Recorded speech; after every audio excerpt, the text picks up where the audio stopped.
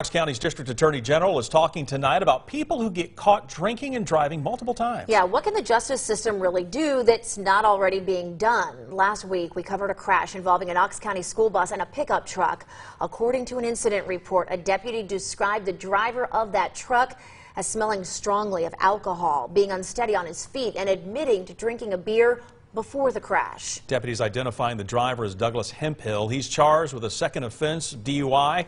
Deputies said Hemphill's license was revoked from a 2013 DUI conviction in McMinn County. In our top story here at 5 o'clock, everyone, WATE 6 on your side reporter Kirsty Crawford joins us here in the studio. And Kirsty, is this something that's really been on the DA's radar?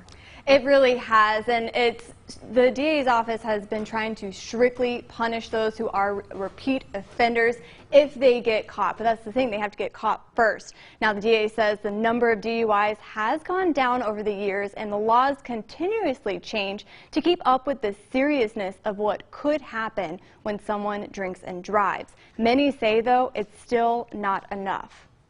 59,000 drivers in Tennessee have more than one DUI.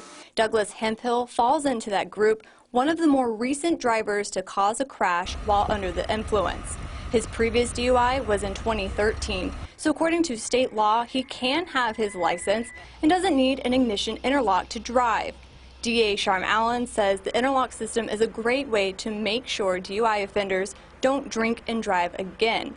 However, there are some loopholes in the state's law. Refuse to blow and you're charged with implied consent, violation of implied consent for refusing to give us your breath or blood, then that person does not have to have an ignition interlock because we can't prove whether or not they had alcohol in their system. Allen says those who have several DUIs have no regard for the law at all.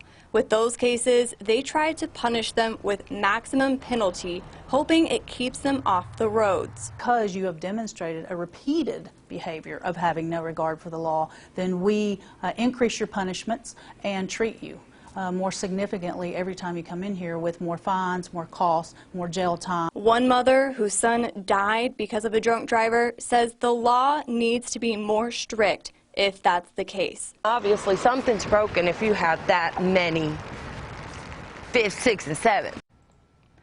One person in the state of Tennessee has 17 DUIs on their record. Allen says people need to start thinking about what the ultimate consequence could be getting behind the wheel after drinking or using drugs.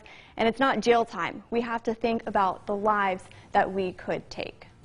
All right, Kirsty. Yeah, hard to think about. Yeah. Thank you so very much, Kirsty. Now, last year, everyone, records show that at least 10 people died in deadly crashes. Yeah, and there are a few bills up for debate in the state legislature right now to help make the state's drinking and driving laws more strict.